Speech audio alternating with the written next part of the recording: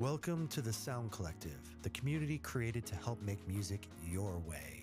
Located in the downtown financial district of Manhattan, our 28 Broadway facility is fully equipped to provide you with the tools of today's top industry professionals. Are you a DJ looking to practice for your next gig? A drummer who needs a place to practice your rudiments?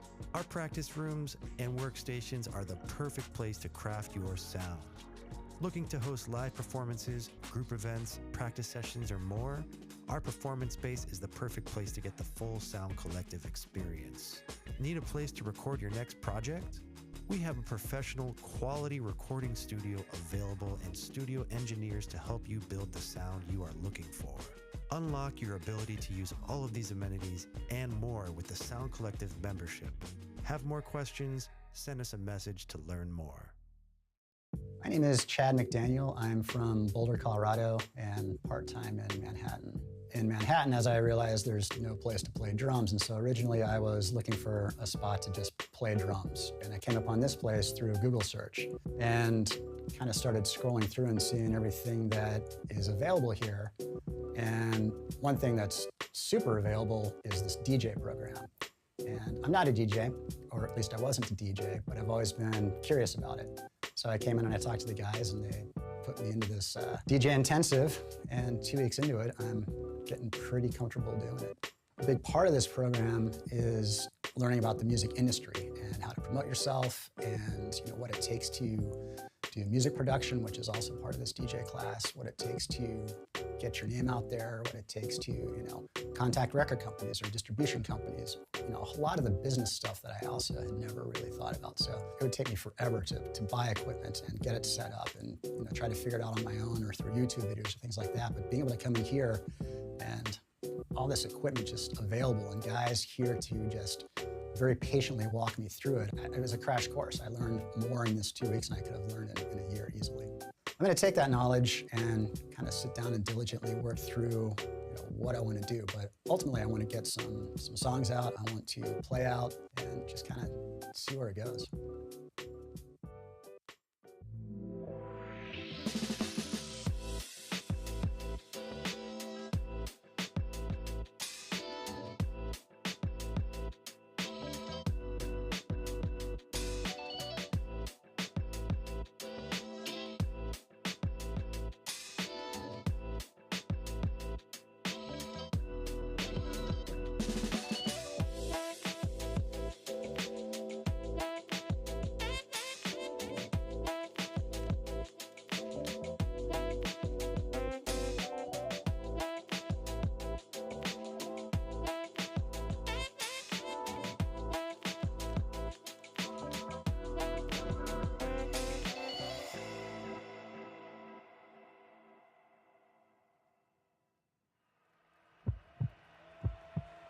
Hey, you guys got 2 minutes before showtime. You ready?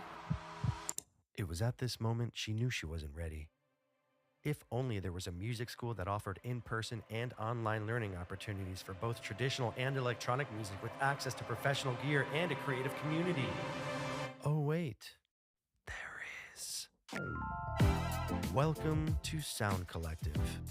Become a music industry pro and expand your musical horizons online with our subscription platform. Visit us in NYC for lessons and classes to meet other aspiring musical creatives. Connect and collaborate with students and award-winning faculty and expand your musical horizons. Everything you learn about electronic music production can apply to instruments and vice versa. Well, maybe not everything.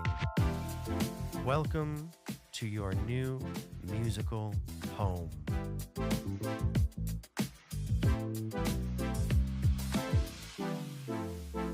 Ready? Yeah. All right, let's go.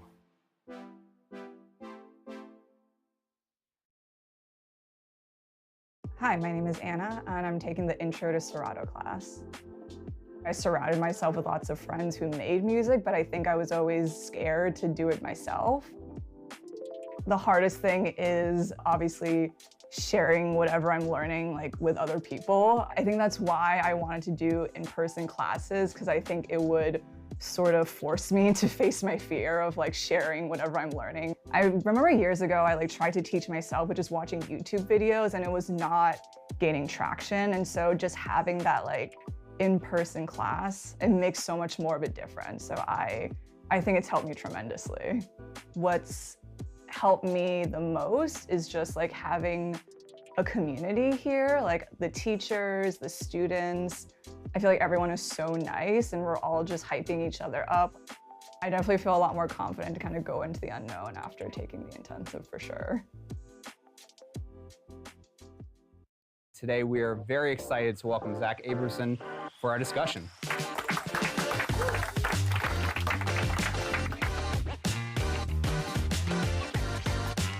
You could have an entire world of music. Wherever you go in the world of the game pulls up something from the world of the music that plays as part of the, like, to represent the world itself. I can play some exploration music and some combat music, and we can talk about how they relate to each other, if that makes sense.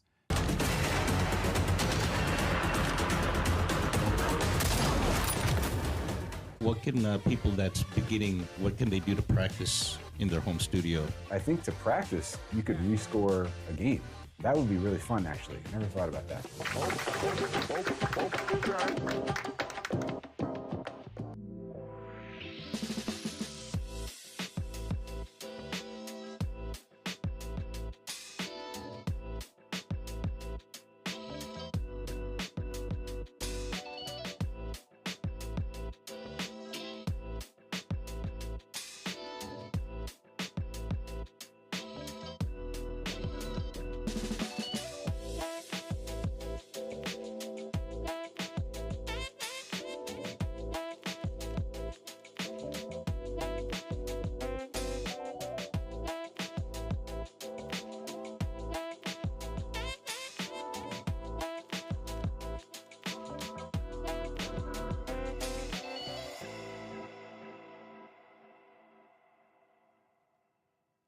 Hey, what's up? This your boy Ski Beats.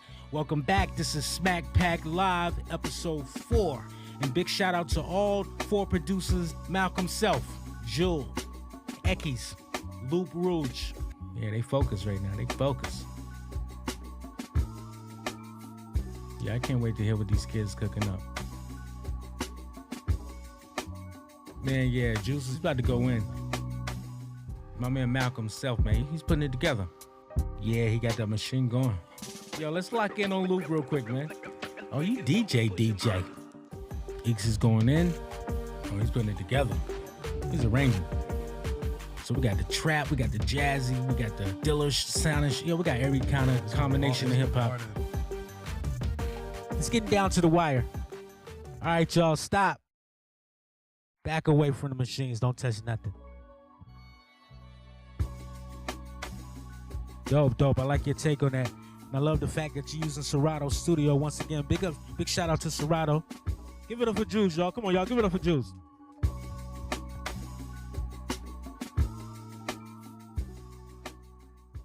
Want to thank Sisters and Sounds for hosting this event in conjunction with Sound Collective, and we just want to open the space to everyone. People ask me all the time, Ariana, how do I get booked? How do I get booked? And the truth is just make and play good frickin' music.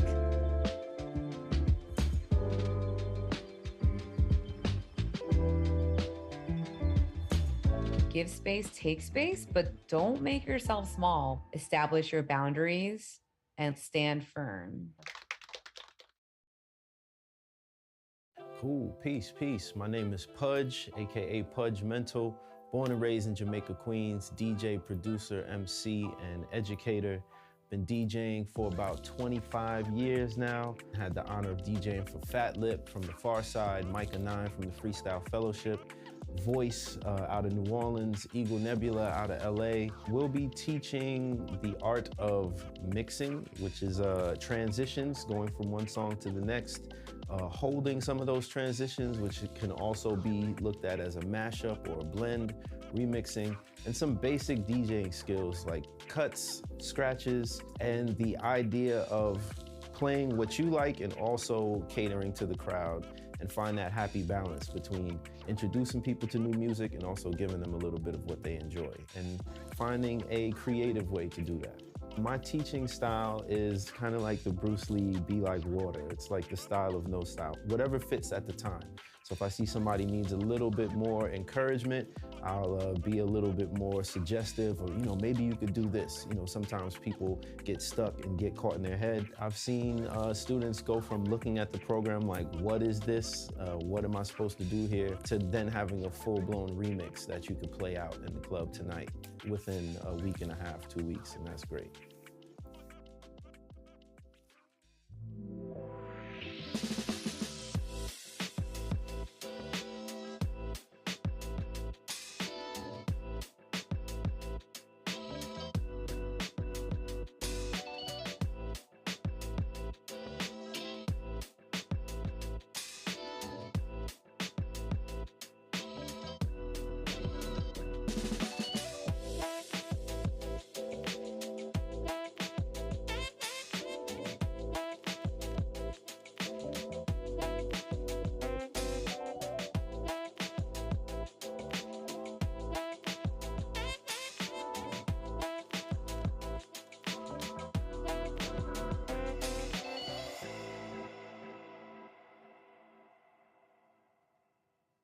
This is Smack Pack Season 1 finale.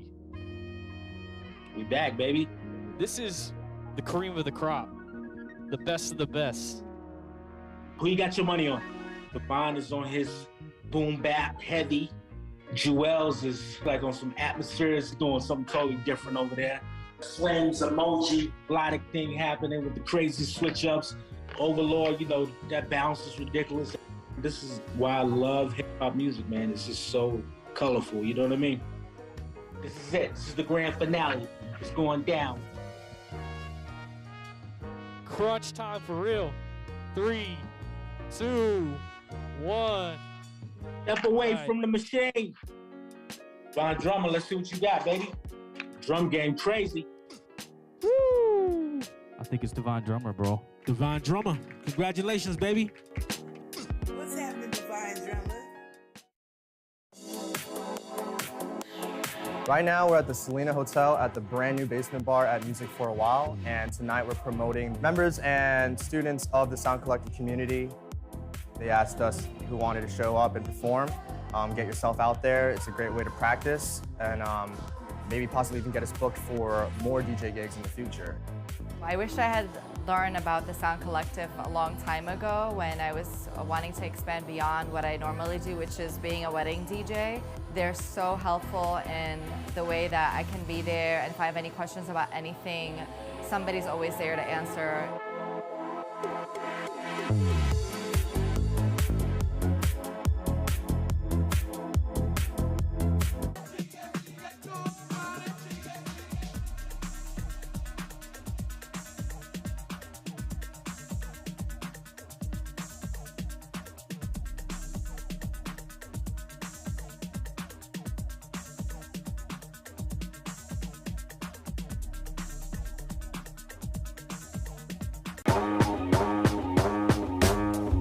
Peace, is the heavy hitter DP1, and we just completed the first annual Cold Cuts DJ battle here at Sound Collective. So big up to Pioneer, Serato, DJ City, and Scratch.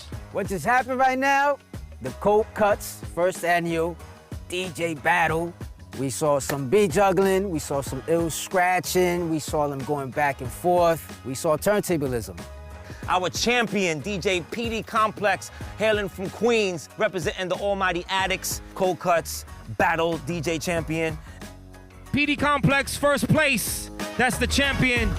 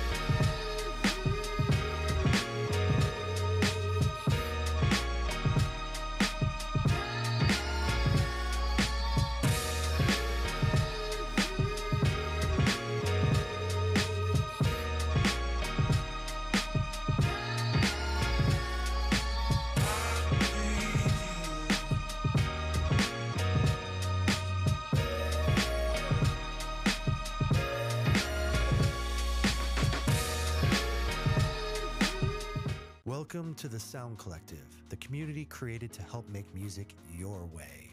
Located in the downtown financial district of Manhattan, our 28 Broadway facility is fully equipped to provide you with the tools of today's top industry professionals. Are you a DJ looking to practice for your next gig? A drummer who needs a place to practice your rudiments? Our practice rooms and workstations are the perfect place to craft your sound. Looking to host live performances, group events, practice sessions, or more? Our performance space is the perfect place to get the full Sound Collective experience. Need a place to record your next project? We have a professional, quality recording studio available and studio engineers to help you build the sound you are looking for.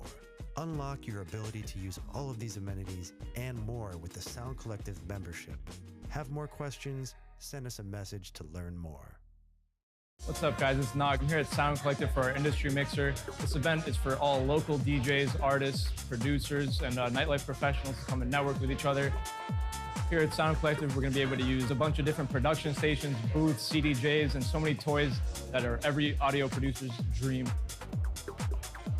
This is the first of many events we're going to have at this venue with all these great artists and talent together, and you're going to have a chance to have all your tracks listened to and get some feedback as well, so stay tuned for more.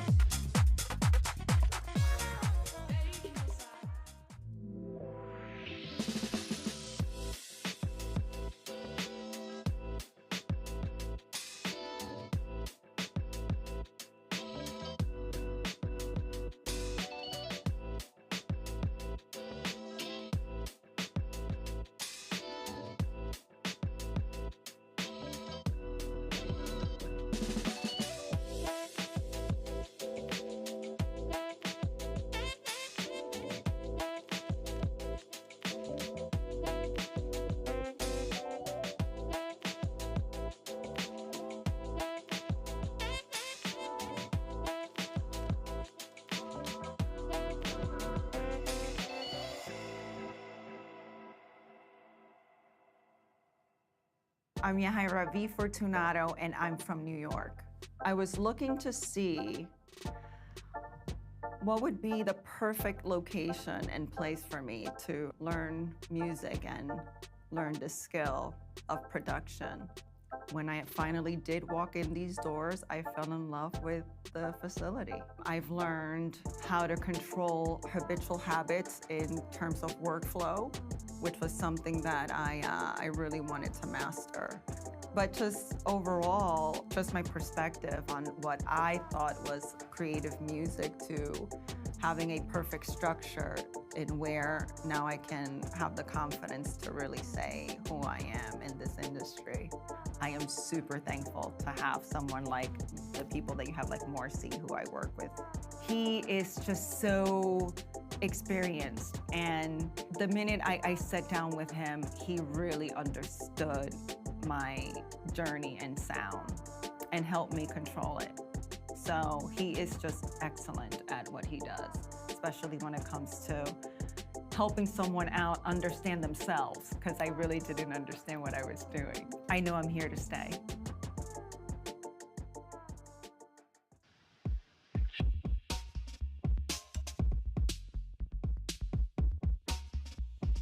Well, the party is off to a good start.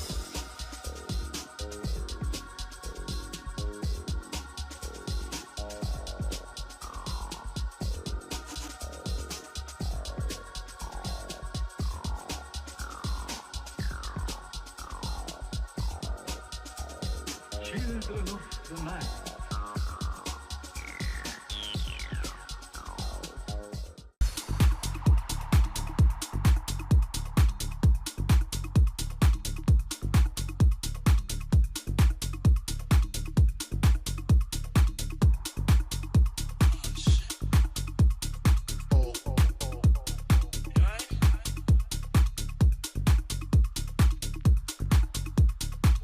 Makes sense going to heaven with the goody goodies.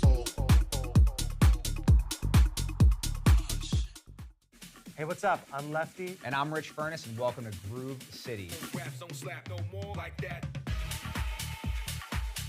Lefty and I are both DJs and producers here in New York City. We also work here at the Sound Collective, and we run a record label called Quincy Boy Records with our boy N2N.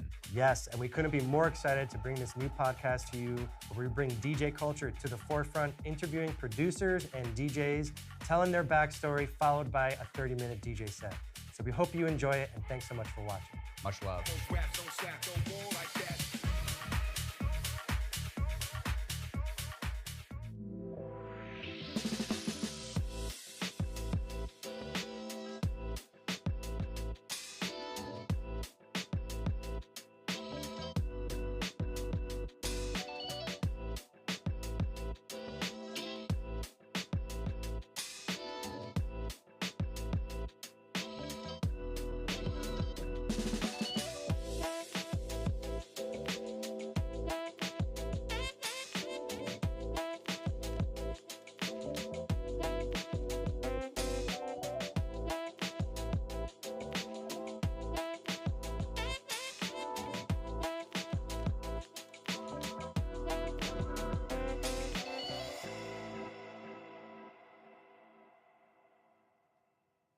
Want to thank Sisters and Sounds for hosting this event in conjunction with Sound Collective, and we just want to open the space to everyone. People ask me all the time, Ariana, how do I get booked? How do I get booked? And the truth is just make and play good frickin' music. In conjunction. Give space, take space, but don't make yourself small. Establish your boundaries and stand firm. Cool, peace, peace. My name is Pudge, AKA Pudge Mental. Born and raised in Jamaica, Queens, DJ, producer, MC, and educator. Been DJing for about 25 years now. Had the honor of DJing for Fat Lip from the Far Side, Micah 9 from the Freestyle Fellowship, Voice out of New Orleans, Eagle Nebula out of LA. We'll be teaching the art of mixing, which is transitions, going from one song to the next, holding some of those transitions, which can also be looked at as a mashup or a blend, remixing, and some basic DJing skills like cuts, scratches, and the idea of playing what you like and also catering to the crowd, and find that happy balance between introducing people to new music and also giving them a little bit of what they enjoy, and finding a creative way to do that. My teaching style is kind of like the Bruce Lee, be like water. It's like the style of no style, whatever fits at the time. So if I see somebody needs a little bit more encouragement, I'll be a little bit more suggestive, or, maybe you could do this. Sometimes people get stuck and get caught in their head. I've seen students go from looking at the program like, what is this? What am I supposed to do here? To then having a full-blown remix that you could play out in the club tonight within a week and a half, 2 weeks, and that's great.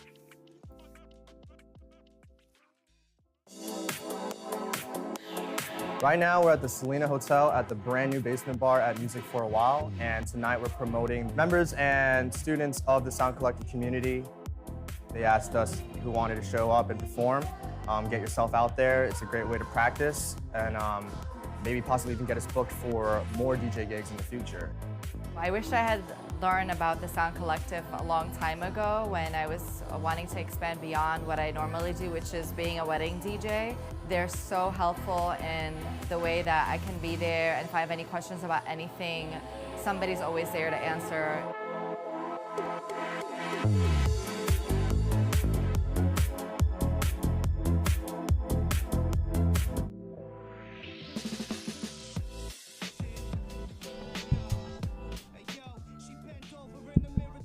One, two, 1, 2. All right. Let's get it started. Thank you, everybody, for coming through.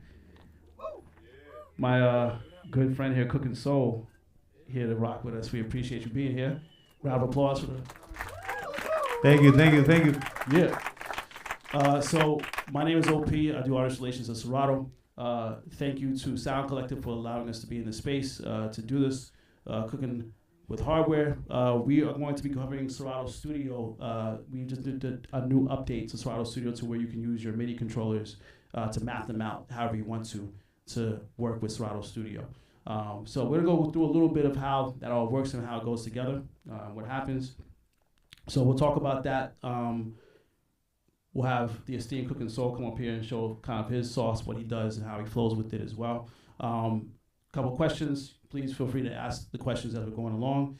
When we're finished with everything in here, we're going to go into the other room. There's going to be some pizza outside. We already got the Topo Chico. Shout out to Topo Chico for all the refreshments, so please make sure you grab some. We'll have food outside, but then we're also going to have people at the setups outside. So if you want to do be a part of the beat cook-up, you can do that. We have some samples that Cookin Soul has provided for us to be able to use. Both samples and then also his drum pack that is a part of Serato Studio as well, so you can use those sounds to be able to cook up with. We're going to give people about an hour to be able to cook up, right? And then after that hour is over, he's going to listen to all the joints, and then we're going to choose some people from that to go over to Donut Lounge tonight. Y'all know about Donut Lounge in here?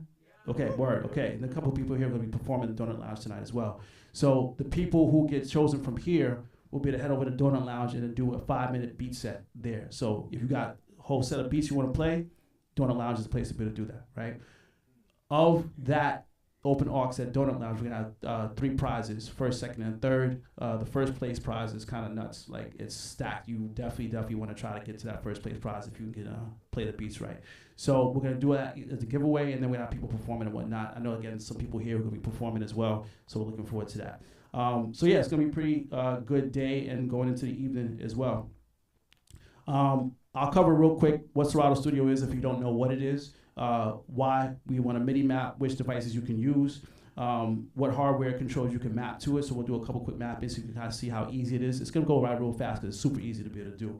And then how you can save and share your custom mappings. So what's dope about this is that if, let's say I make a mapping and then I'm like, yo, Cookin Soul, take my mappings. Oh yeah, that's just dope. Let me get it. I can literally, pardon my French, I can literally give him the mapping. He throws it into his Serato, and then from there, good to go. He can start to rock with it. Or vice versa. He takes my mapping and he adds some more to it, saves it, and it sends it back to me. Now I have his extra mappings added on top of it as well, right? So we can do that. Cool. So if you're not used to using Serato Studio yet, it is the DAW that Serato makes. It is a really dope and easy, intuitive piece of software to be able to work.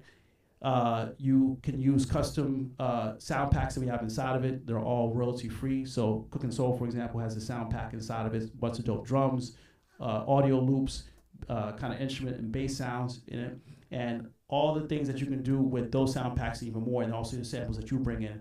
A couple key things that happen with it. One, that everything works with our kind of pitch and time algorithm built inside of it. So it allows you to be able to automatically BPM sync and also key sync your samples together. So if you have 2, 3, 4 different samples, you never rocked with them before, they're in different tempos, different keys, you put them all together and they all start to lock in immediately to work together. It also has the stems feature built inside of it, so you can automatically separate by vocal, melody, bass, or drums instantly and start to use those pieces to chop up with. And again, with that key syncing and adding on to it, it makes your new sample chops to be, at a whole different rate. Easy to be able to kind of build different scenes, so you can kind of take different parts that you want, build scenes up, and then from those scenes you can kind of put those together into a song mode. You can record inside of it as well. So if you want to record vocals, you can record instruments, so on and so forth. All those things are available to you. And another great thing as well is that your Serato DJ library, if you're a DJ, will show up inside of Serato Studio as long as you're on the same computer. So if you want to take one of the songs that's used to playing out and you then want to be able to remix it, you can do that by literally going to your Serato DJ library inside of Serato Studio, pull the song in, use the stems if you want to, chop it up, freak it however you want to, make remixes, all the rest of it. So pretty dope DAW. If you have not had a chance to try it, there is a free version that you can use online that has limited functions, but it allows you to do a lot of things, including having the stems inside of it.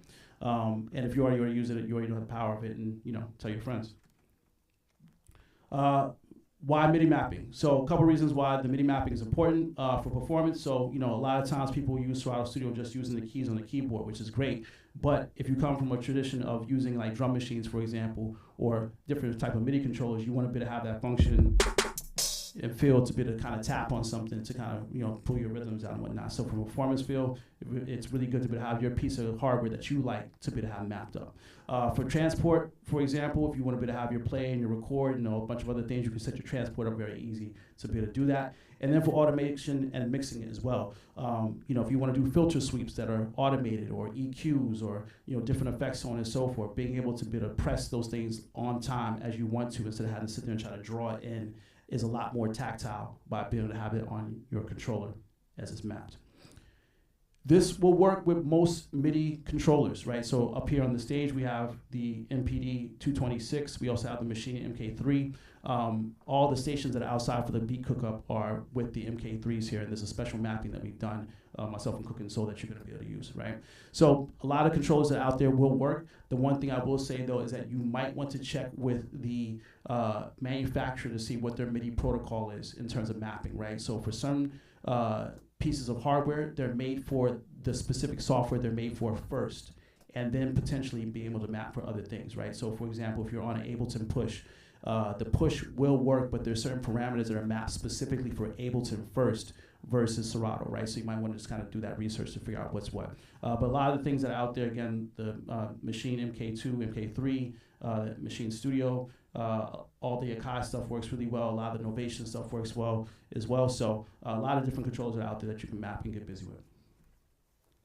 What controls can you map? Pretty much anything in the program, right? So what I always tell people is you want to kind of think about what makes sense to you in terms of what you want to map and then how you do that, right? So, if you're on a controller like this MPD here, it's like, okay, well, how do I take these buttons here or these knobs or these faders and assign them to things that are going to be good for my workflow, right? For example, if I'm doing something with the volume fader, I kind of want to make sure that I'm thinking about using a fader on the controller, right? Or if I'm doing something with an effect amount, I might want to use a knob potentially, right? Or if it's something I want to turn on, then I might want to use a button that I can press to turn on, right? EQs, filters, volume, record, effects, loading in songs to your decks, so on and so forth. All these things are very much possible. So you just want to think about what you want to do and then start to put that together. I generally try to write down what I'm doing so that way I have a kind of understanding of what I'm making happen. Unfortunately, a lot of controllers don't have the ability for you to have written information, right, for those features. So you have to kind of remember what those are, right? So for example, with this controller here, this screen here is good, but it doesn't give you the information of what you're doing when you're pressing here, right? So you want to write down things that you're thinking about so that way you know, okay, when I use this volume fader, it's going to be for this specific thing, so on and so forth, right? The flip side of that is that there are some controllers that will allow you to be able to do that. So here in front of me, I have the Machine MK3. And on this, if you're using their control editor, you can actually go into the control editor and write down what the feature is that you're mapping. So when we go through this, I'll kind of talk about it, but we have things set up for stems, for loading into decks, changing the tempo and key, and I can visibly see all that information here. So I know what I'm doing when I'm moving around, right? So just things to think about. So how do you MIDI map the controller? Super easy. When you go into the settings inside of Serato Studio, you'll go to the MIDI tab, and then when you have your hardware connected, you should see it pop up. As long as you have it turned on, everything will be ready and set to go. If there are multiple things for that particular controller, right, maybe they're like one or two things, just turn them all on, right, so make sure everything is working right. You can also do multiple MIDI controllers at the same time as well, right? So if you have 2 or 3 different ones, make sure that all those are turned on where you're going. And then to map, super easy. So in the top left corner of Serato Studio, there's gonna be a MIDI button there. As long as you have your hardware connected, you'll see that it's in gray, and when you press it, that will then open up the MIDI mapping. And then from there, when you scroll your mouse over anything, it'll allow you to be able to start the mapping process, right? So you'll be able to click on it, actually here, and it'll ask you if you want to assign something, and then you press or turn or move the fader or knob or button that you want to be able to do, and then it locks it in, and it's good to go. And in addition to that, if you want to map things, let's say either one or two things. One, you made a mapping, you don't like it, you want to overwrite it to have it mapped to something else. You click on it again, and when you do that, there's going to be a thing that says overwrite. If you press the letter O, it will overwrite the mapping that you did, so that way you can then have it mapped to the new thing. Or if you want to do a thing called a macro. A macro is where you can have one thing control multiple things at the same time, right? So if you want to say, like, I want to have like a super effect where I want to have all three of my effects knobs to be assigned to one knob, right? What you'll do is you'll go to the first knob, you'll click on it, you'll turn it, you'll go to the second knob, go back to the same knob that you turned, you'll turn that, and it'll ask you, do you want to add an additional mapping? You'll press the letter A, and when you press the letter A, it will then add that mapping to that. And you can do that 3 times, 4 times, 5 times, 7 times you want to do it. So when you turn that knob now, all of those things that you assign will turn at the same time. That could go the same thing for like turning on effects. So if you want to have all the effects turn on at the same time, you could do that for a button if you wanted to as well. So the macros are pretty dope. So we just talked about that. There are also data types as well. So let's say that you're working with a MIDI controller, and when you map it, let's say for volume, you are moving up and down like this, but maybe you want to move down and then up instead of kind of doing the opposite way. You can set it to reverse the movement of the fader or the knob. So if you click on it, then you can change the data type by being able to do a reverse if you want to. And then there are also ways, depending upon what the pieces that you're trying to map inside of Serato Studio, to where you can change it to where it's an on and off by just being able to press it and then press it again, it turns it off, or you can toggle it where you have to press it one time and then press it again to be able to have the other action happen. So those data types you'll be able to kind of mess around with and see what they work or how they work for you. Also too, depending upon the controller that you're on, for the controller, if it does have the ability to have lights, you can have it to be set to where you can have the lights turn on or off on the pad when you press it. So when you go to assign it, you'll see that there is light on or off. You press the letter L, it'll set it for the lights to be able to come on if you want to have that happen. And also too, you can map features for the library. And this is a lot of fun. So if you wanted to say, like for example, be able to scroll through your library by being able to turn a knob or press some buttons, so on and so forth, you can have that mapped and set up. So instead of you having to take your mouse and kind of click through, you can have it set to where you can tab through your different folders. You get to the folder, you get to the sound you want, you can scroll up and down, then load it up into a new deck and you move it and you're good to go. All directly from your control without touching the screen. You can do that also for scrubbing your samples as well.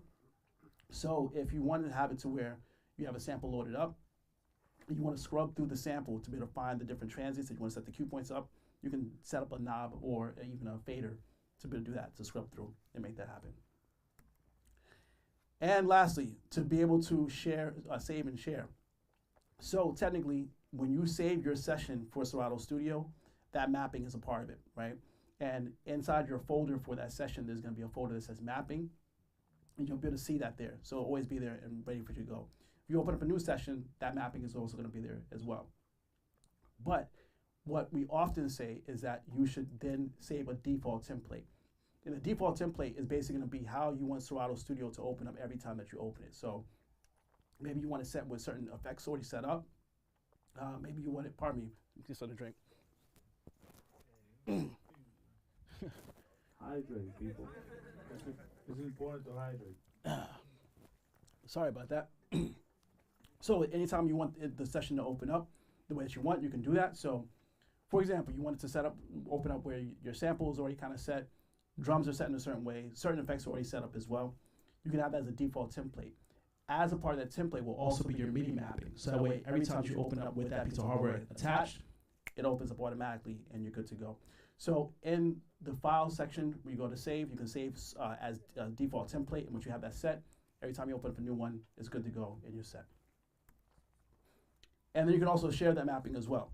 So in that, again, folder where the mapping is at, you can go into the mapping section and then open that up, and the file is going to be there for your piece of hardware. And once you have that, you can literally drag that out, send it to your friend. They'll put that same one into their mapping folder. And then when they open up, everything's going to be there and be good to go. There are a bunch of videos that are online. There's one specific for mapping that you can watch that will kind of walk you through these details. But a bunch of other videos as well. So if you're new to Serato Studio, you'll be able to watch and kind of see how the workflow goes and goes. Boston Sherry has some dope content for Serato Studio online. You should definitely check out what she's doing as well, or they're doing. So yeah, that's the kind of walkthrough on this. So let's get over to Serato Studio here and walk through the process a bit of map something. So we already have a mapping here for the MK3, but we're going to map some stuff on here as well, just so you can kind of see the workflow and what it does.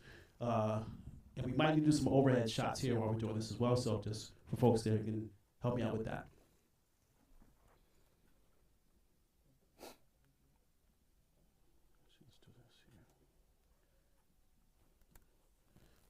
Okay, cool. So on this controller here, this has a bunch of different buttons. Right now, all these are set automatically to be able to play stuff that's inside the drum deck, right? But what you might want to do, potentially, is use these pad banks here to do additional mappings for things inside the program. So right now we're on bank A, but if I wanted to, I could take these pads here, which technically are now playing the sounds, but I can map these to be something else if I want to, right? Bank C and D, you could do the same thing as well.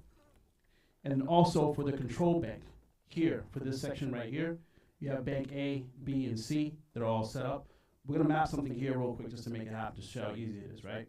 So I wanna do the volume for here to this fader right here, right? So I'm literally gonna go to MIDI, it's turned on, I can click on this, and I can move the fader. And then it's set, it's just that easy, right? Let's say, for example, I wanna do the EQs for here. So I'm gonna do click on the high, turn it, that's the high right there. Do the mid, cool, that's there right there. Do the low, that's there. And then maybe I want to do the filter as well. And I'll do that right here, right? So those are all mapped and they're good to go. And let's say, for example, if I have some effects here, let me get out of MIDI real quick. And I want to go to control bank B over here. Then I want to do a couple of things here. The first thing I want to do is I want to just have an effect in here. So I'm just going to go through some random effects in here, just so they're there to work with. Okay, cool. And now what I want to do is I want to map it to where one of these knobs here controls all three of these knobs, and one of these buttons somewhere around here is going to turn all these on at the same time, right? Kind of like what I was talking about before. So go ahead to MIDI.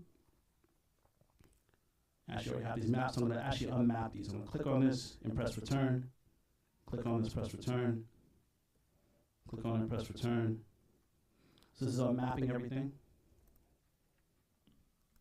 And now I can go through and map it over here on this. So I'm going to click on this, turn this knob here, that maps it, go to this one here, turn the same one as asking me, do I want to overwrite the mapping or do I want to add additional mapping? So I'm going to press A for additional, that's there. And now when I turn this, both of these turn at the same time, and the same thing over here. You press letter A, cool.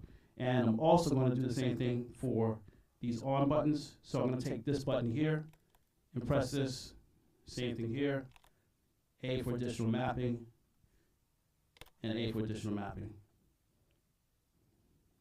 Let's make sure that's right. Cool, got it, cool. So now what should happen is that when I turn this, all those should turn at the same time. And then also, when I press this button here, these should all turn on. Actually, that mapping didn't work, so let's go back and fix that. There we go. Cool. So those are all set. Turn on. So again, it's super easy to be able to make that kind of workflow happen, right? And then once this is set, what you have to do is come up here, like if this is all the mapping I want to do for this, come up here, either save the project, that's going to be part of the project going forward, or I go to save project as default template. And once that template is saved, every time I open up Serato Studio, the same thing will come up every time, and it's good to go. So it's literally that easy. It's not rocket science. It's literally just kind of get that workflow down, and then you're good to go. So, yeah. Questions? Any questions about this? Yeah.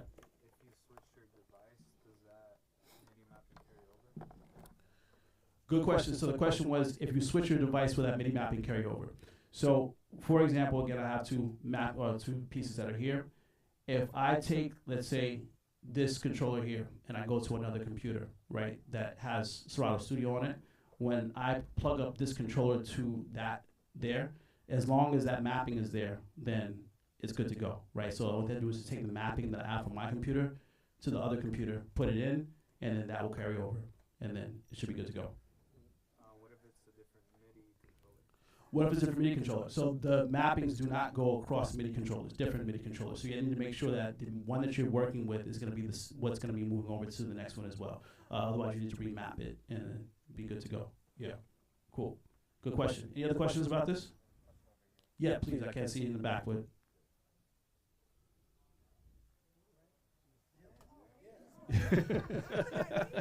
Yeah, that's why I can't see it. The lights are on. So yeah, it was good.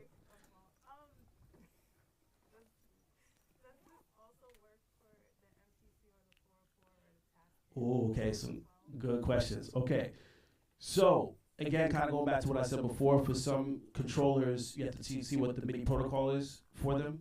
So I'm an SP404 user and owner, new user, I will say. And so when I first got it, I tried to map it to this. And technically what you can map are the performance pads on the SP404, right? But all the other buttons and knobs that are on it are all locked, unfortunately, right? Roland, unfortunately, did not unlock those to be MIDI mappable for any program, right? So at that point in time, you have to start to think about what your purpose is, right? Technically, you probably want 16 sounds to be to work with, right? Whether you're chopping up samples or for your drums or so on and so forth. But if you only need, let's say, like 8 sounds, then you could say, okay, the first 8 pads I'm going to have for my sounds, and then the additional 8 I'm going to have set for things I can MIDI map inside of Serato Studio. So at that point in time, it's really up to you what you want to do and how you want to freak it, right? For some of the other controllers, again, it just really depends on what the MIDI protocol is for that piece of hardware. Is it meant for something else first, and then to be mapped with something else afterwards? Like I was saying before with the Ableton push, you can map a lot of the buttons, but there's certain things that are on the push that are already kind of locked into the workflow for Ableton, so it's harder to be able to map those things, or that they trigger things twice, potentially, because of the way that it works for Ableton versus the way that it was supposed to work for something else. So, yeah, it's a good question. Cool. Any other questions? All right, so let's get Cookin Soul up here. It's time. It's time. Showtime. Showtime.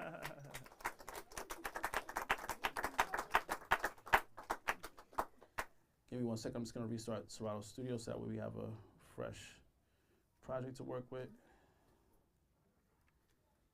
Cool.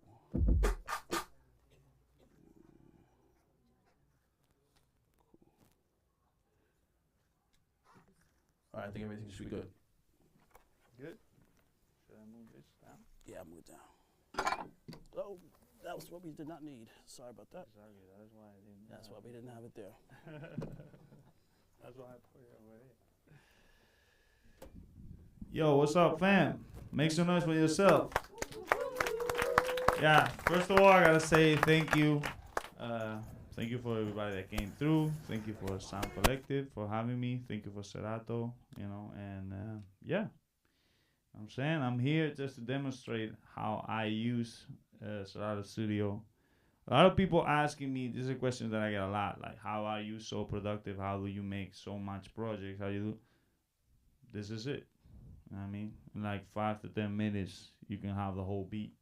So yeah, I have 3 kids. I don't have a lot of time to play games. I don't be on the SP1200 chopping up shit for 8 hours. I don't be doing that. You see me on YouTube doing that, but that's the only time that I be doing that, really. I don't be making that every day. I don't have the time. Sorry. So this is it. This is the question. It's like even my mom can make a beat on these. No joke. You're going to see it right now. So, yeah.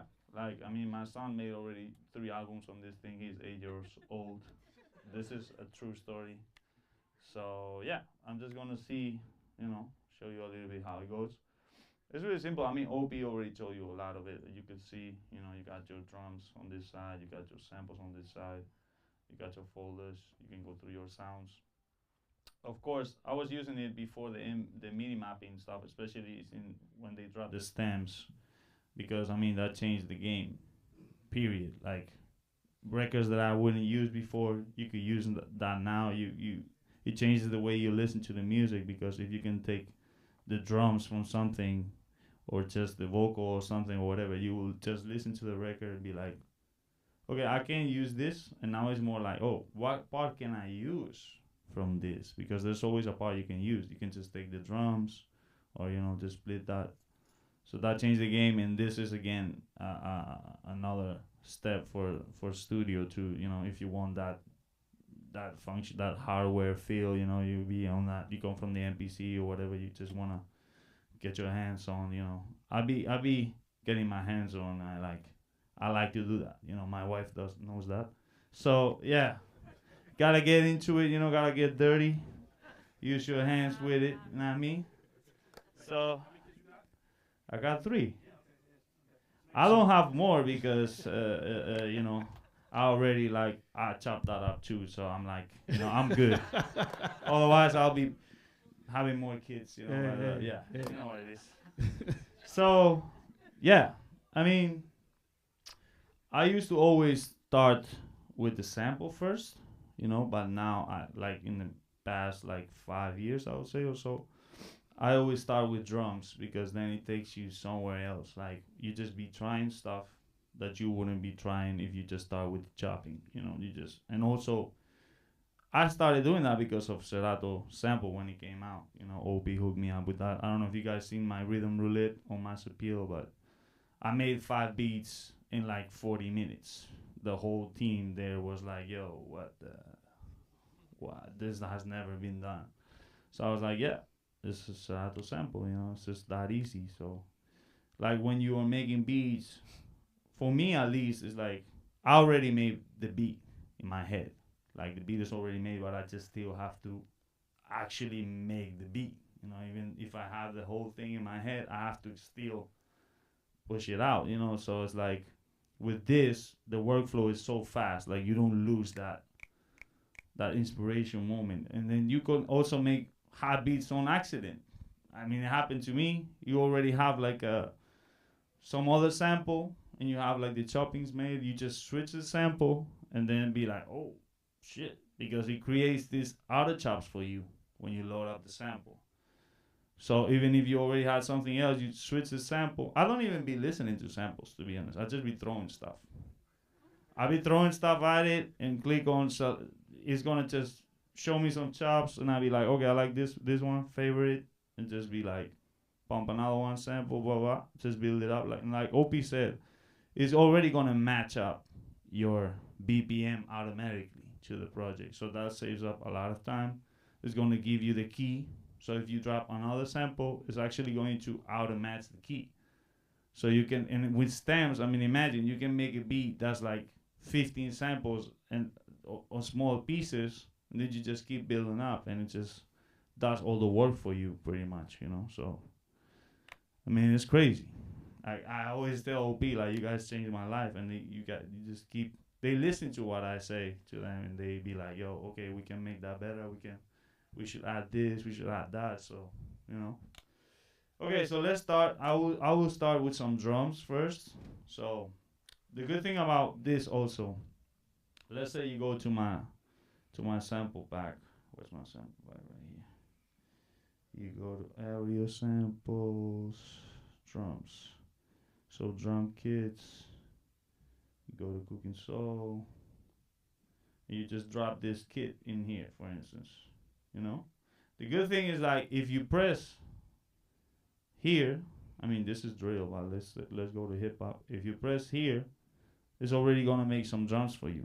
I mean that's 59, but you know, let's do 87, something like that, whatever. You don't like that? You switch that up.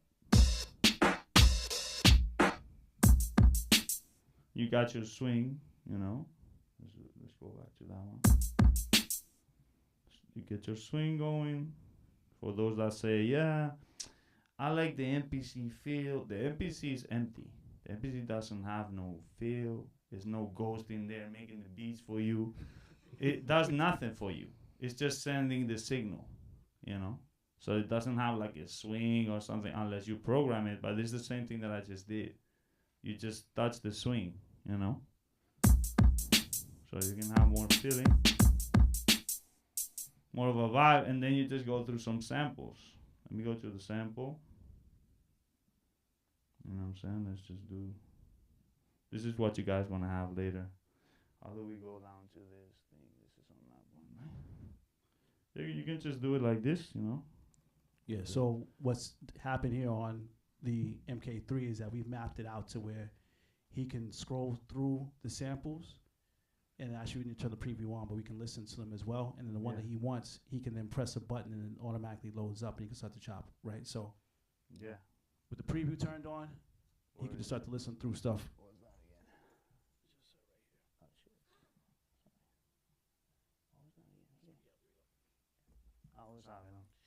Yeah, so you can just go down, scrolling, you know, on me. How you get in there? Shit. This one.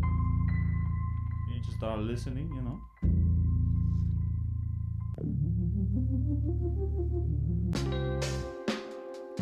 And these are all your samples too, right? Yes, sir. I mean, so let's say you like that. You just load it in. And then she already gave you 16 chops. And I don't even be like looking at it that much. I just be like listening to whatever chop, because the thing is like it's chopping through the whole song. So you have something from the beginning, something from the end, something, so you be like, okay, I have a little bit of everything. And then because a lot of people, when they use they chop, they just pick like, let's say, a 4-bar loop, and they just be like doing micro choppings of that. But then you just have a 4-bar loop. So with this, you have many different pieces through the track. And I like how Serato does that automatically for you, because some people might not even think of picking other parts of the song, you know, and it's important to have more variations. You know, I don't be just making a 4-bar loop. I mean, sometimes if the sample is like amazing, it can work. It does work, but if you have more options, you can do, like, if you listen to my beats, they're never the same thing. There's always a bridge, a hook, something. There's like some variation to it, because I be taking different parts.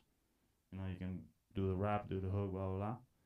So for instance, now we have it, and it already put it on the same BPM, you know, as the drums, and then we can just go and do the pitching. That's that on page 2, right? Page 1, we got the pitch. Should be in the knob, yeah. Yeah, we just created this thing, so I still don't know everything, but when you start using it, you just get used to it, and then just, you know, just go with the flow. See, I'm changing the key right now.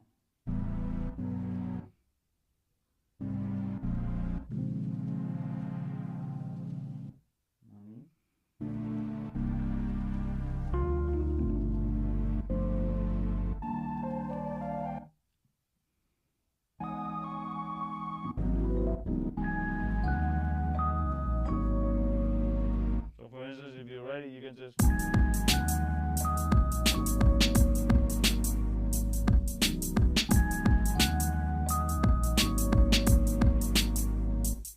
Man, it's that easy, literally. And I just did this thing did the choppings for me.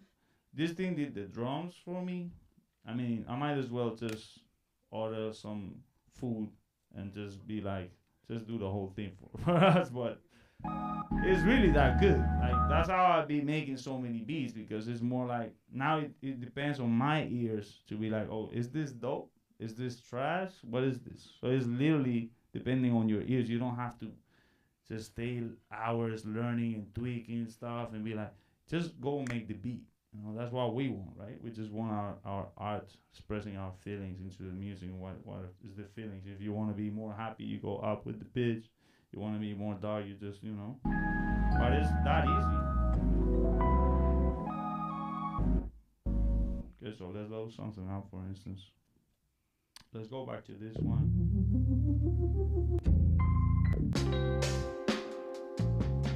Let's load that up. You know, and then we're gonna get the drums out of this thing, for instance.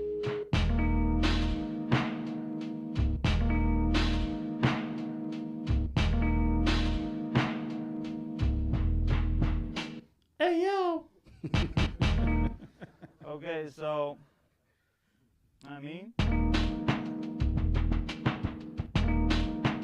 what do we do here is we go to stems, or we can just, you know, get the drums.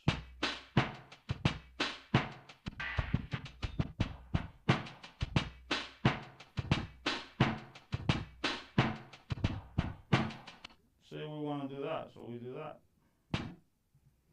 We press here, so you can, this is if you have this arrow here, it's only going to play when you hold it. And if you press here, it's gonna play the whole thing. And in Serato, you have everything. Like I said, you can let's pump up the lows on this, you know, so it has more.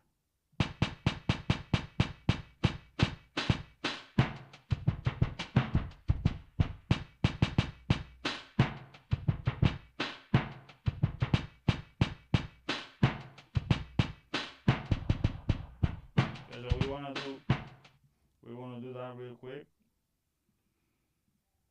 This one real quick. We can do different. It's not easy. I mean, come on now. You can't just sit down right now and be like, I have something that's easier than that. That will be a big fat lie. You know that. This is the easiest thing ever. So we got the drums going, and we can be like, okay, we wanted to pitch it up. Let's take out the sync. See, it already sync the BPM of the drums through the sample. So you don't want the drums to be on the same sync, but you know. Let's go a different sample now. Let's go through some samples here.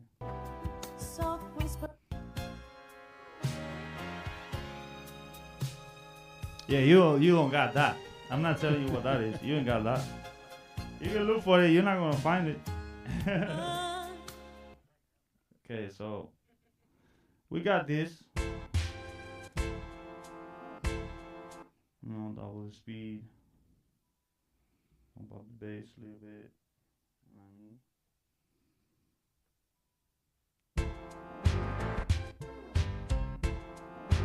We're gonna keep it like that too.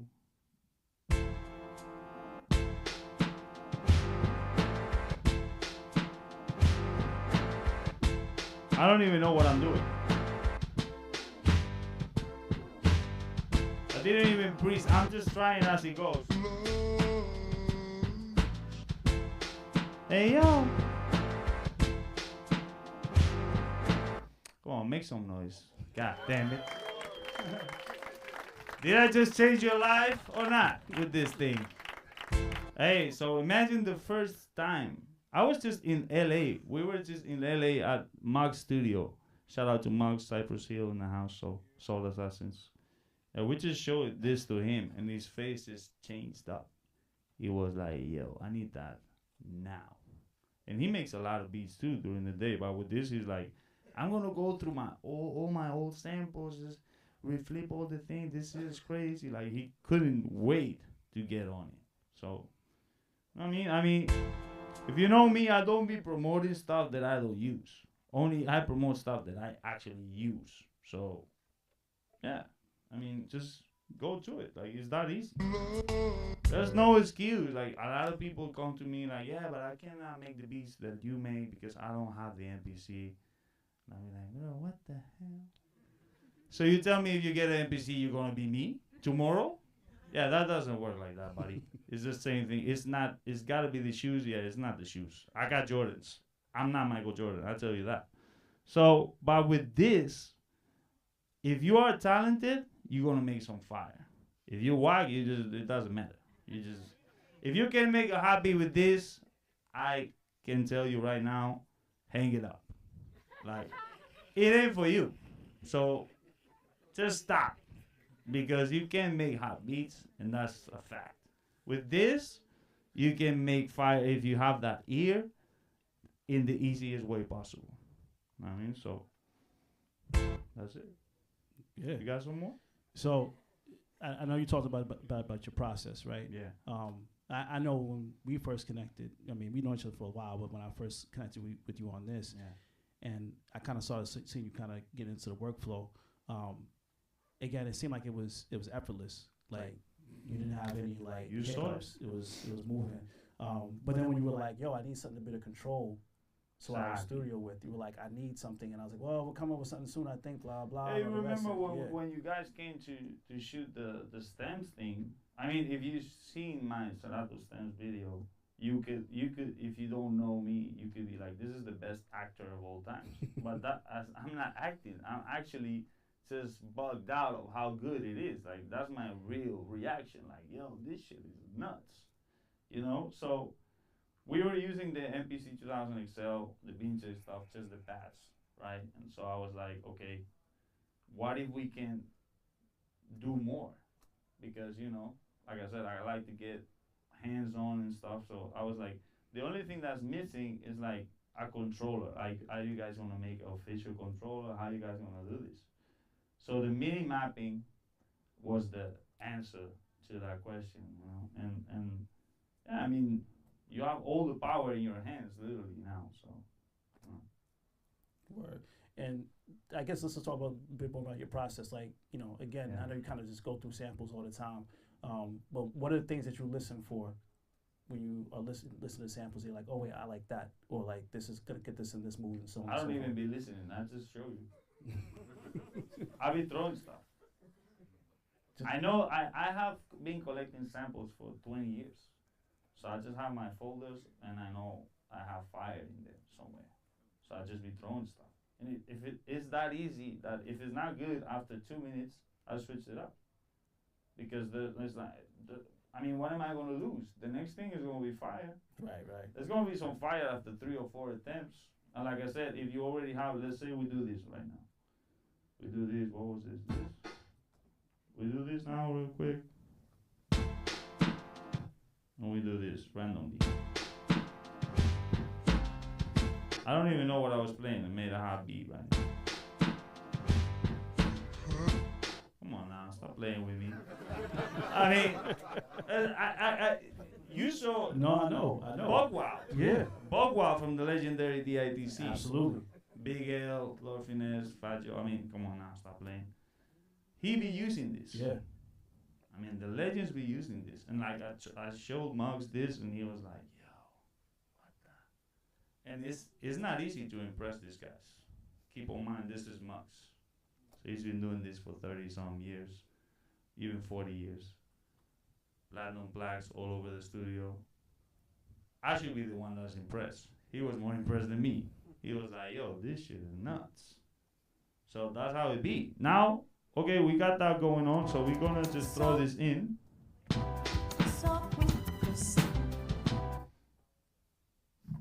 Beat is made. I mean, come on now. Just take out the vocals, for instance. Just wait till it loads. Some people are gonna say, oh yeah, but the drums are there. No, they're not.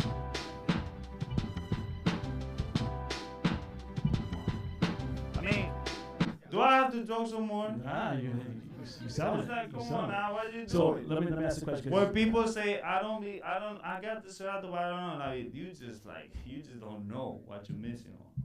People just don't be knowing this stuff. Well, now you let them know. It is what it is. If you don't know, now you know. And now the thing is, like, let's say you already have a few samples, so you can change the tempo of the whole session and also the key of the whole session. So let's say you already got a bass line. You know when you build in tracks, you'll be like, oh, I gotta switch up the pitch of the sample. If you click one time, it changes the whole thing. Changes the bass, the instruments, everything you have. No?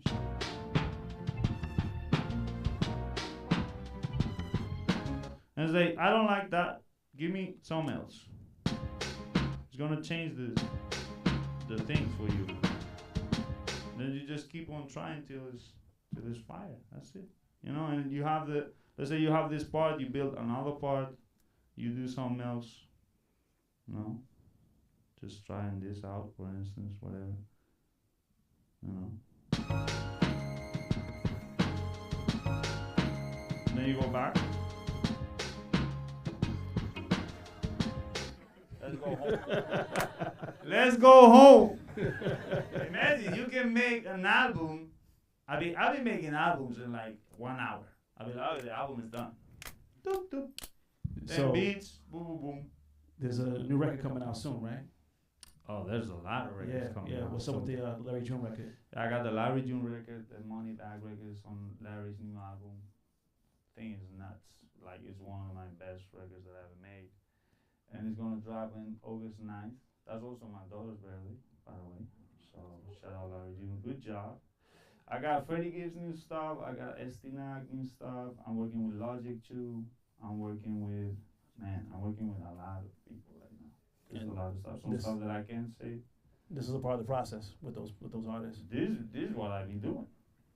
I have 3 kids, mind you. I know. 8, 6, 3. I mean, you can imagine the sound in the room right now. Ah, boom, Jesus. Beat is made. I mean, you see it in my Instagram. No, I know. I have reels where my kids are playing and I'll be making the beats. I don't even need that much time. I got the ears. I know what's hot. The process just got. I mean, I used to take like, come on now. If you use the vintage MPCs or that, you know how much time it takes to just chop up a sample. It just be like, it's like 2 hours pass and I only got like, come on now. I don't have this type of time. I'll be broke. I'll be putting out no music. Right. I don't have that many hours as I did before. So these things really help me create the art that I want as fast as possible. That's what's up. Any questions from the audience? I don't see anything. If there's some, I can't see shit. Only this row. Come on, now I'm here. Yeah. Who's your next Christmas sample? Yeah. You said what? Christmas sample. What's that what? Who's your next Christmas sample? Oh, the album, I don't even know.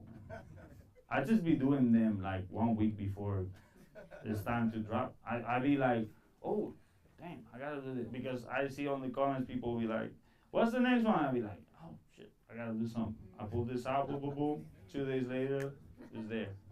That's how it goes, really. I got so many Christmas samples and things, you know, that I be like, just throwing stuff and it comes out that quick. You know?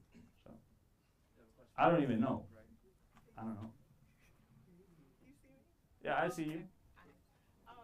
Like to follow up on his question. Yeah. When's the next Gil Scott Heron mixtape? Oh man, that was a long time ago. I forgot about that one. Yeah, those were different days. That took a day or two to make, but still, every beat was like a couple of hours to make. Those were like the no sleeping days, you know. If something like that will happen, I would just. If there was an artist that I was inspired by, I would definitely just lock in the studio and like cook up something in like 24 hours, 48 hours, put it out. Be the first one because, I mean, mind you, I never had like a manager or team, nothing like that. I'm from Valencia, Spain, which is small. It's not even Barcelona or Madrid or nothing like that. So what I had was those types of mixtapes to get my name out there. You know, so if you will hit it fast, you will get the traction. You know, you will be like, okay, everybody's talking about this, so if I do something about that, I'm gonna get also the traction, and you know, and that's how people started knowing me too for those things. You know, I've always been fast making the music because I know exactly what I want. You know. So, for instance, if I throw a couple samples, I already know if it's hot or not. I move on to something else. I keep on that. I don't be just overthinking like, let me change the snare 100 times. I mean, the beat is whack. The snare's not gonna save your beat. You might as well don't spend 100 times, 3 hours changing the snare. If the beat was hot, you wouldn't have to change the snare 100 times. It is what it is. If the idea needs to be there. And you can also feel it. Like a lot of people agree. Like your hottest beats are the ones that are like hot after 10 minutes, because you know that shit is hot. You don't have to like be doing too much. It's really important to know, to have those ears to know like, okay, this is good, this is not. I mean, there's a lot of people that make a living only of that. Like Rick Rubin, for instance, people be trusting him to know like what's hot. Or what's the order for the album? What song should go first or last? They might send him the album. He might be like, okay, I'm gonna give you the track list. I'm gonna, It's the ears that's important. A lot of people can make beats. or a lot of people play instruments, can make a hot beat to save their life. It's really the ears. That's what sets you apart from the rest. So, you know, that's all I gotta say about that. Sorry, it has nothing to do with Jill Scott. I just wanted to say I really appreciated your work with that mixtape. Thank you, appreciate it. An important time when he passed away. Yeah. It did. Yeah, that's how I felt. I mean, I only did it if the artist was like something that was like important to me, you know. Yeah. And I had to like get that experience, you know, and be like, okay, that's also like, I call it tribute tapes, because it's like my tribute to those artists, and like just re-listening to the whole discography and getting into that vibe, you know, and trying to do something that they will like if they will listen to it, you know. But yeah, I'm not doing another one. Sorry. There's a lot of other artists, you know. There's just sample whatever, just be throwing stuff around and just trying what's hot, you know. My man. 13 Productions. Seems like you have your workflow already set up. Things, you know, Yeah. Just as much as you made it easy. But what about the things that take a little bit more time, like the business side? What are some things that you did there? Oh man. Especially without having a team, just as you said. Like, I would say like me, I probably spend all the things that I do in my career, making beats is the time that I spend less. All the other stuff takes all the time. Like for instance, I'm one of the few producers that's like an artist by himself. Like that, I'm not attached to a producer. Like a lot of the producers like, oh, this is the guy that produces for so and so. So they are attached to the rapper. So if the rapper falls off, they go after him. I always wanted to be an artist that's like recognized by myself. And then I work with this other artist, but I'm a brand myself. So I don't need nobody to, you know, I get my own. So for me, what's important is like, you know, you gotta get the vinyl right, the merch right, the drum kits, the YouTube channel, the social media that helps to attract the new fans. You need new fans all the time. Like the fans that were fans 5 years ago, even 3-4 months ago, you don't even know if they be into the same stuff. People just switch up styles or what they want. They don't be I mean, of course I know that I have fans from a long time ago, but it's important to get new fans all the time. And you're only gonna get that if you're out there creating content, creating new projects. If you disappear, people are just gonna forget about you. Like no matter if you're a classic or it doesn't matter. People just move on they just be listening to other things. Might not be even listening to the same genre of music. So it's important to keep a new fan base, you know, keep on, you know, and just work with different people that have the same mind state that you have. Don't try to be like getting caught up too much in the process, but just do it. Make sure that you do some every day that's gonna help you. You know, don't just, you know, just be like thinking, oh, it's too difficult, it's too hard. Just encourage yourself to go through it and just make sure that you're on the right path of creating, you know. Don't be doing the same thing for a long time, because you need to switch it out, you know. So that's important, you know, and stay motivated.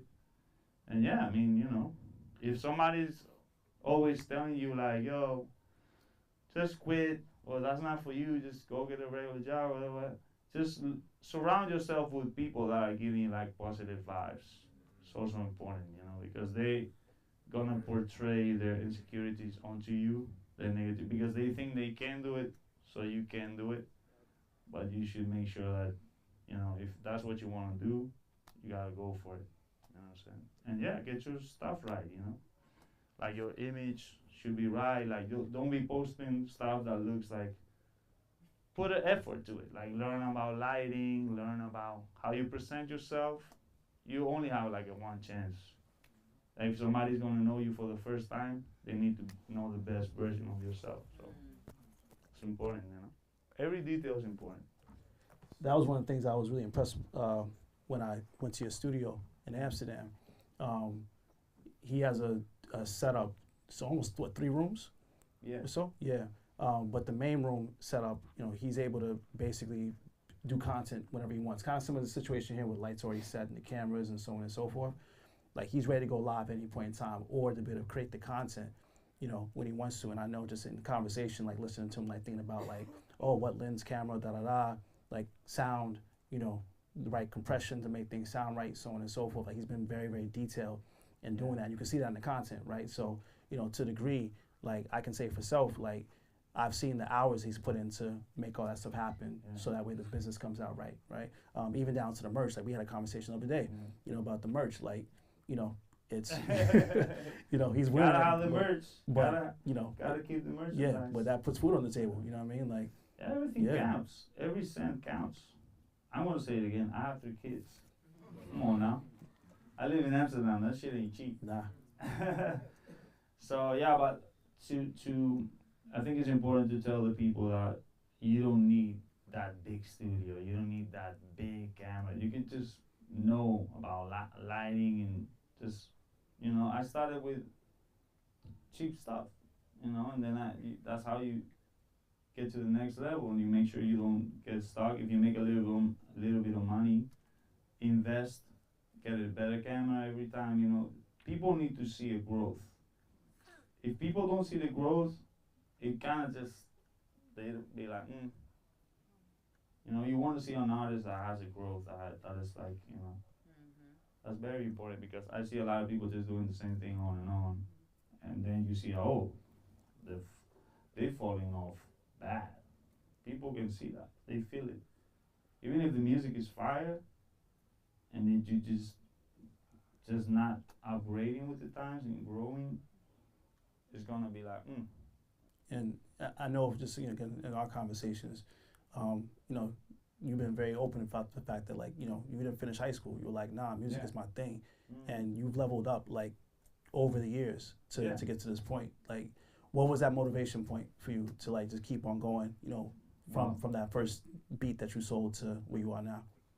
Yeah, well, I started very early, like 9, 10 years old. I was DJing. Like, my older brother had all the turntables and the records and stuff, so he would go to work. I would be in there, like, looping stuff, making my little tapes and stuff. And I started making beats with the PlayStation, the PC, blah, blah. And then when I started taking it serious, I mean, I regret not finishing high school because it was just 6 months. I always had good grades. I had to do 6 more months, and I'll have my, you know, the title thing, whatever. But I don't know, I saw the first check, and I was like, 6,000 euros for me at the time was a lot of money. So I went to my mom. That was like our first. But the thing is, like, when I started already getting, it went really fast. It was like a thing of months. Because especially in Spain, nobody was doing what I was doing. So all the MCs were like, oh my God, who are these people? Are they from Spain? What? I gotta get them beats, blah, blah. So I got a big placement, and I got that check, and I was like, oh, this is a message. I mean, I wanted to play ball. I wanted to be a basketball player. I used to sleep with my basketball next to me, like my Jordans on my feet, you know. Then I played. I was good. I was really good. I was the best on my team, blah, blah. But then we played, like, you know, let's say you play the juniors from the Lakers or whatever. We played to them, and I saw how they play, and I was like, I'm not that good. I'm not as good as these guys. So then the check came in, so I was like, you know what, I'm just gonna go for the music, you know, and it was the right move, but yeah, that's it. You know. Right. Just to add on to that, and to circle around to how you use Serato Studio with having such a, you know, having a nice background of music to come from, and like you know, where how do you use Serato Studio to more or less, like, do you ever get inspired by some of your older work? Yeah, I'll be on that. Yeah, but only the days that I have the time for it. Sometimes let's say couple weekends, couple Sundays a month, I'll be like, okay, I'm gonna go on my SP200, take the time, you know, have my tea, go through my records, because that's therapy for me too. That's like my getaway. If I'm not in Japan, like getting samples and eating ramen and stuff like that, I'm in my studio going through records, you know, it's just all kinds of memories. Oh, I remember when I got this record, I still have to listen to it. Boom, boom, boom. But that's like therapy thing. This is work. You know what I mean? Like, because if I would do that every day, it would be like, yo, where's the pack of beats? I'd be like, I don't know, I had a good time though. You know what I mean? I made a fire-ass beat or two, but where's that 25 pack of beats that I need? Yeah, it's not here. You know what I mean? So, yeah, that's more like it, you know? Cool. Yeah, you can combine everything, like I said. Everybody be asking me, like, what do you use? I use everything. I be on Ableton, I be on this, I be on 3000, on the XL, I be on the MPC Live, I be on everything. I got all the vintage Ramosinos that I got the ASR10, I got everything.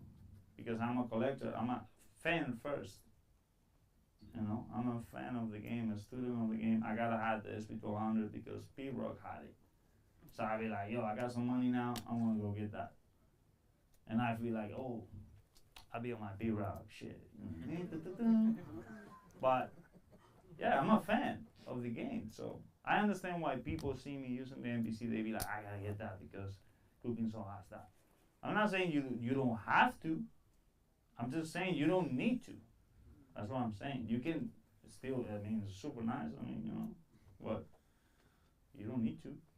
But have you been able to integrate it with Serato like that? If you had like. Yeah, definitely use. I even start here and finish. I might go process some sounds through the SP1200, give that grid, the 303. I give that. You know, if you heard my music, you know that shit sounds like, you know, sounds like some analog compressor. You know, that shit is banging. So now I be doing my thing. I'm just saying this is where it starts. Sometimes it also finish here, but I be doing my engineering side. You know, I mix and master everything I do. So, you know, gotta put in that work too. Cool. Yeah. Quick question. Can you talk about like your strategy about dropping music? Like, Yeah. Can you drop too much? Like what's There's no strategy. You just drop everything you got. Sometimes I be like, you know, I come from the free everything era. You couldn't make $1. I mean, I was giving everything. I mean, 50 Cent was giving free music away. Drake, Lil Wayne, all these people. I'm not gonna just be like, I'll pay for my shit. Ain't nobody gonna pay for that. Everybody's giving out free shit. I come from that era. So for me, when people ask me, how can you make music? It's like, how can you not? The moment you upload something, you're already making music. Making money. It ain't supposed to be like that. I mean, I don't come from that. So it's easier now than ever. Like, you just gotta have that hot shit and be like, let me get people's attention. Let me make some dope content. Let me, you know. That's what you need. It's really all depending on you. You know. So the strategy is to be dope and to just drop as much as you can. I know a lot of homies that have fire beats that's sitting in there for years. Oh, I'm saving this beat because this beat, that shit is 12 years old, collecting dust. Ain't nobody listen to that, only you. It wasn't even that hot anyway, but yeah. I'm just saying, drop that shit. You never know, send it out. Keep that shit rolling. Most producers that I know don't even be dropping shit. They be like, I come from the era where people didn't want to send beats out because they thought they were they're gonna steal my beat. Bro, ain't nobody got time to steal your beat. What do you mean? Come on now. Don't be so self-centered. Just start dropping stuff, you know. Just make sure it's hot. You know, what you think is hot, your best shit. Just drop your best shit at all times. Don't be saving up on shit. If you make a hot beat, you can make another one, right? So don't be like, stingy with your shit. Just share that shit. And you can drop it and still somebody gonna be like, oh, can I use that beat? Because you dropped the beat. So people might be like, can I use that beat? You can take it down, give it to, and then drop it as a song, you know. So there's no need for saving it, you know. That's how I feel. What's the best place to drop your music? The best place to drop it everywhere. You don't have to select. Just drop it everywhere. All platforms, you know. Do you have a number one spot? I do my stuff through DistroKid most of the times, you know. I have my own record label and I just be dropping stuff through there. You know, that's what I'll do because it goes to all platforms. So I mean, the thing is like you gotta be ready for everything. So it's like if you want to show somebody something, let's say I have a lot of stuff on my Google Drive, for instance. So if I don't have my laptop on me, I pull up my phone, go to my Google Drive, and I make sure that I have like 100 beats ready at all times. So you gotta stock up because you don't know who's gonna be in the building. Plug in, drop your hottest shit, you know. You gotta be ready, you know. And it's like Kobe is gonna was waking up at 6, shooting up. I gotta make sure that I'm on top of my game too, you know. You gotta be on your, not me. Cool. Let's give a round of applause. Cookin Soul. Thank you guys. Yeah. All right, so he's still in the building, so if you got other questions, you can definitely talk to him in person as well. We are gonna go out into the front here. So there are a bunch of stations that are set up here. If you wanna be a part of the process of making some beats, you can do that. Serato Studio is set up on all of the different stations there. There are samples that he has provided us as well. Some of the stuff he was playing, you can use those for the cook-up, right?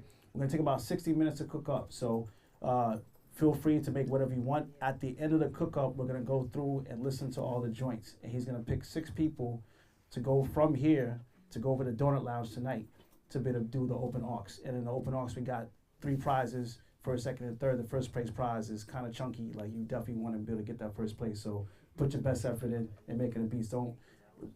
He won't call you out, but he might call you out. So make sure your joints is right. I'm honest. He's very honest. He's very honest. So yeah, so make that happen. We're gonna have pizza out front as well. Should be coming here in a couple of minutes. So please feel free to grab some food. No food at the stations, please. So if you're gonna eat some food, don't eat the food at the stations or drinks as well. Once again, thank you to Sound Collective for having us here. Big up to man Cookin Soul for making the trek across the pond to be here with us. And yeah, thank you all you beautiful people for sure. Yeah, absolutely.